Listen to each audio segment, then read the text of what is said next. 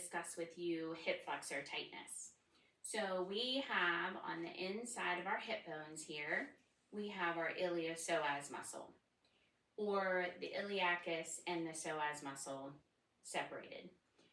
These muscles provide hip flexion, so that ability to lift that knee up as we go up steps, advance that foot when we're walking.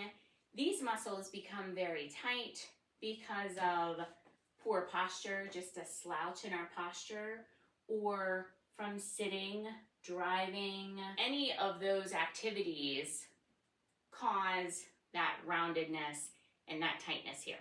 So we have to really keep these muscles moving properly.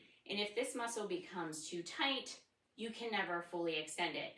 So I'm going to teach you a myofascial release, a self-myofascial release. So this is something that you can do on your own. They sell different equipment that you can purchase at Walmart. You can purchase it on Amazon. But I find that I have a 8-pound weight right here. It is coated, it just makes it a little bit softer, and I can utilize this to do my self-myofascial release. So myo is the muscle, and that fascia is the covering. It's almost like a saran wrap over top of your muscle. And when it becomes non-functioning, so you can get little adhesions or scar tissue that attach down tight to that muscle. If that saran wrap is too tight over top, then that muscle can't properly react and get that full range of motion. So what I like to do is I take that weight, I place it down on the mat, and then I'm going to take my fingers, find my hip bone, and we're going to place that side of the weight right into that inside hip bone. So how I'm going to lay on it is just like this. So I lay it down, find that hip bone, and place it right to the outside of that weight. And you're just going to lay and let the pressure of the weight go into that muscle. And to make it a little bit more, or give it a little bit more movement, you can lift that right knee up and you can roll forward and back and forward and back.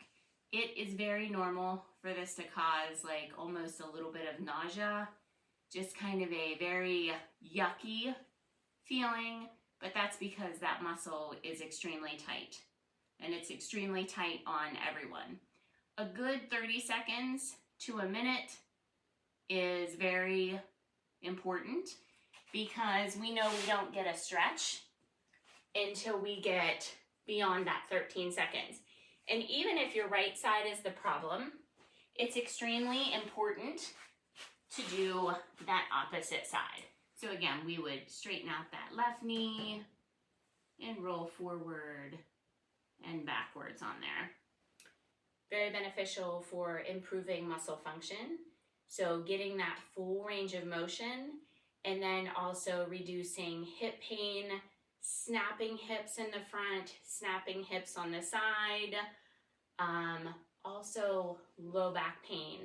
And a tight hip flexor can affect all the way down to our ankles. So just by stretching this muscle out, it helps tremendously. Hopefully this helps. Have a great day.